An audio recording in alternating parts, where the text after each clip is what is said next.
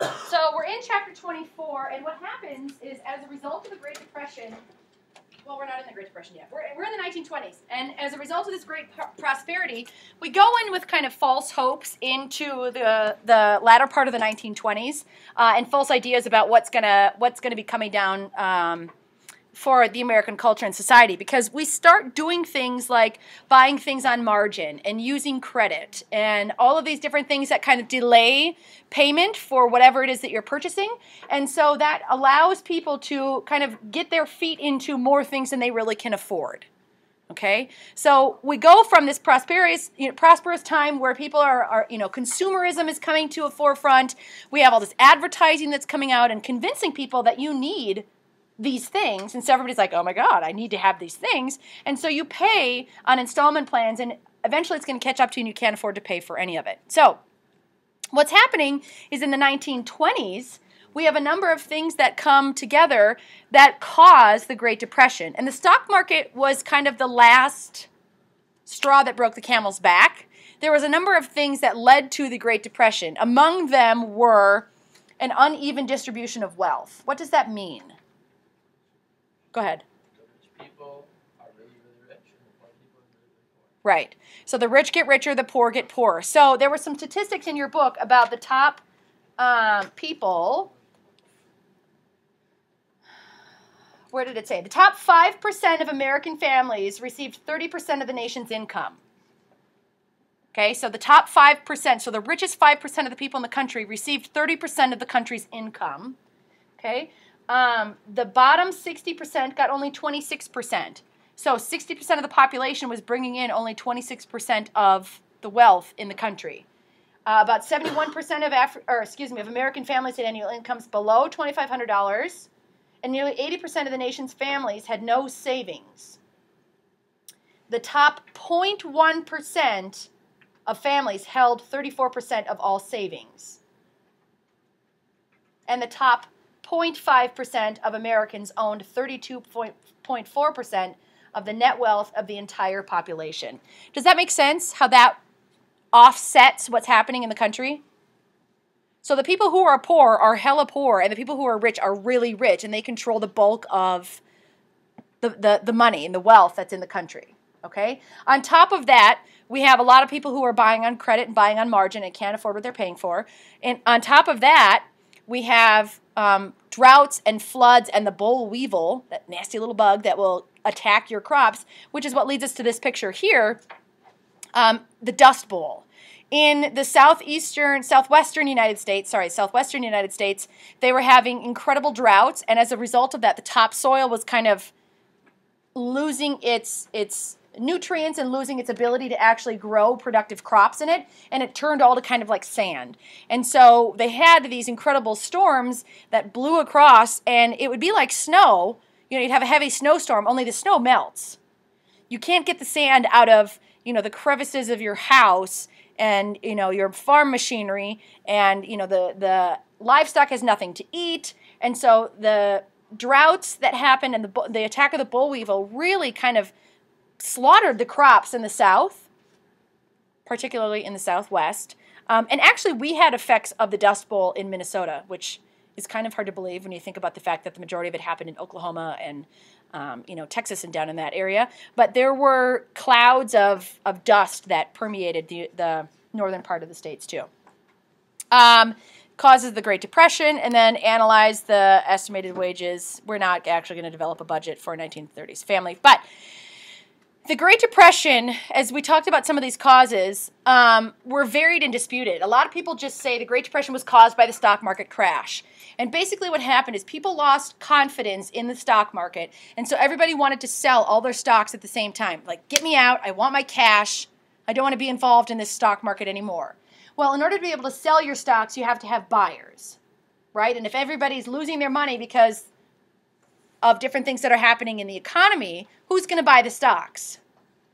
Nobody. So you have to reduce the price of the stock again to try and get people to buy, and so you're dropping, the price of your stock is plummeting so that you can try and convince people to buy things. Everybody's trying to sell, and it contributes to this cycle of things that happen. So it's a real, like, tornado of, it's a downward spiral of things that are happening. So we have people who are buying on margin. They can't afford to pay their stuff.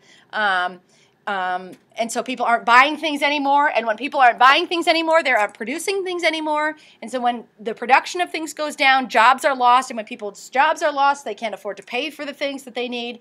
And when they can't afford to pay for the things that they need, it keeps contributing to this cycle of things that are happening that ultimately bottom out in the Great Depression. Okay? Okay? Okay, all right. So an overheated market, it's this tension between selling and buying, worldwide credit issues. It wasn't just us that was having issues. We have Germany that's stuck, you know, being blamed for the war and having to pay all these reparations after World War I. Unequal distribution of income. There weren't any consumers because people couldn't afford to consume anymore. They'd overconsumed in the years prior to this, and now they couldn't pay for all the consumption that they'd engaged in. And ultimately, we have the crash that happens on October 29th, 1929. And that crash is what ultimately kind of brings everything to a head in the Great Depression. The low point in 1932, stocks are down 90% from their peak. Unemployment is at 25%, not counting farmers. So all the farmers that are dealing with this southern situation where their crops are absolute crap and they can't, you know, produce anything, it's not even including that group of people. So this is unemployment in industry, and in northern industry primarily, is at 25%. What are we at right now in the United States? Like 8, 9-ish? Yeah, like somewhere around the 8, 9 range, and people are devastated, right? I mean, it's not a good place to be at 8 or 9%, but this is 1 out of 4 people didn't have a job. And a lot of the things that's happening with the farmers is that they're taking their belongings from their farm and they're jumping and going to California, you know, or going somewhere else where there's more fertile land where they can try and start over. Because if you have dust that's permeated every part of your farm and your house and you can't get rid of it, and it's obviously, you know, overshadowing the soil that's there, you can't really get any success out of that. Okay. So margin buying is explained on the bottom there. So let's say a Google stock is $500. Or Apple, because that's what an Apple stock is right now, $500. You borrow $400. Okay, you have $100 to pay for it initially, and you borrow $400 to finish off that $500 that you owe for that one stock. Okay, now because the loan is called in and the banks are saying, hey, you need to give us back your money, you have to sell it for $250. So what are you losing there?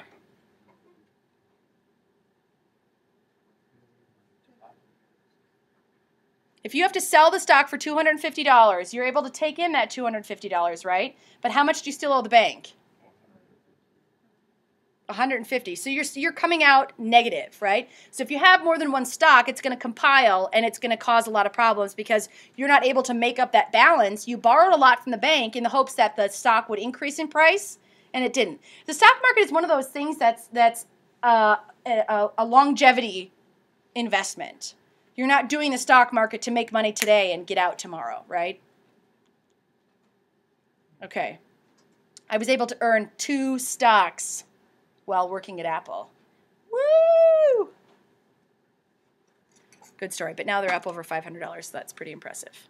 Okay? 6,000 banks failed, 85,000 businesses closed, 400,000 farms were foreclosed on, admissions to insane asylums tripled, and suicides went up by 30%. There was a lot of devastation that happened within the family structure because a lot of the men were,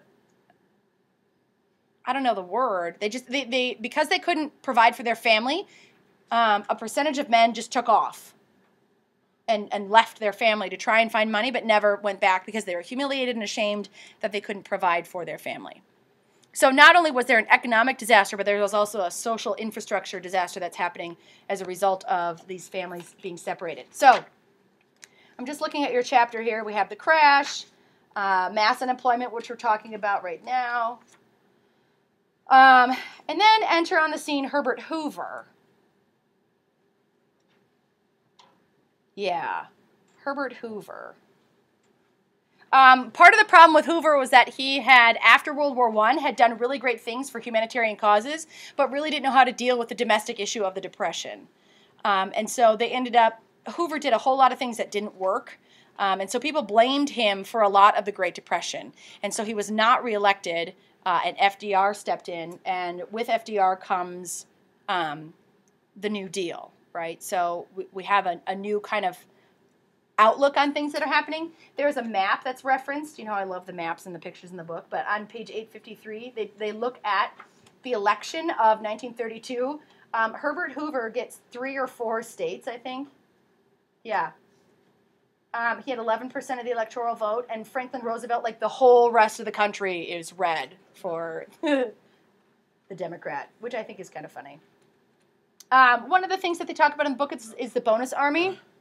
After World War I, the government promised a $1,000 bonus to veterans of World War I, and they said that it would, you know, mature over time and they'd be able to pay them out years afterwards. And the bonus army was a group of people who were veterans and their families that descended upon Vietnam.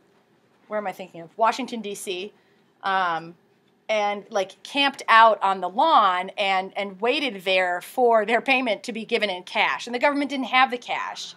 I mean, you know, the government's operating like a whole lot of banks did. If I went and deposited $1,000 in the bank has my $1,000. And then Marco comes in and he says, I want to invest in a nice mattress because clearly I'm not sleeping at night because I'm sleeping now. And he says, I want to buy a mattress, so I need $500. And they give him $500. Well, how much does the bank have now? $500. If I turn around and come back in and say, yeah, I need my $1,000 because I'm going to go buy something, they're going to say, well, actually, we don't have that cash just sitting here. Because that's not how it works. There's a cycle, and I don't know how they keep it so it stays smooth. Sometimes they don't. But so everybody wanted to go to the banks and cash in their money and get their cash and like stuff it under their mattress so they could have it and protect it. And it didn't work that way, and that's why banks closed. It's because they didn't have the money to give back to you. So there was a lot of distrust in the bank and the government after this happened because they were supposed to be the ones supporting us. So how should the government deal with this? Who's going to be responsible for helping people get out of this situation? Is it the government's responsibility? Is it the bank's responsibility? Is it society's responsibility? How do we get out of this situation? So Hoover's failure launches FDR into the presidency, and then we go into the New Deal. And I don't want to dive too much into the New Deal yet. Dorothea Lange took pictures of the Great Depression, and she has some very fascinating photography. So if you're into photography at all, it'd be worth it to look at her pictures. The one on the left is probably the most famous Depression picture. It's called Migrant Mother, and there's a whole series of shots of her family. How many people are in that picture there? Yeah, people usually fail to see the baby, which I think is probably one of the more interesting pieces of the photo is this baby that's down there. I mean, if you stop, I really think photography is a powerful medium, and if you take the time to kind of stop and look and see just like the anguish that's in her face, and, you know, what do I do? We're living in a tent on the side of the road. How do we get out of this? What do we do? This is a picture of one of the homes or barns or something, and it's you can't even open the door because it's got feet of dust there. And then here's another picture of a Depression-era family. So Dorothea Lange did a lot to bring light to what was happening with her photography, and she's very well known as a result of her quest to try and find what was happening in the American family at the time. So part of the problem is, you know, they've got these things that have, you know, this is either an employment line or a food line. This is an employment agency here. You know, the question was, even if you get a job, is it going to pay you enough to be able to survive? Would you be better off taking your family and going somewhere else where there might be more jobs? You know, so it really was a desperate situation that the whole country was in. And I really feel like my grandparents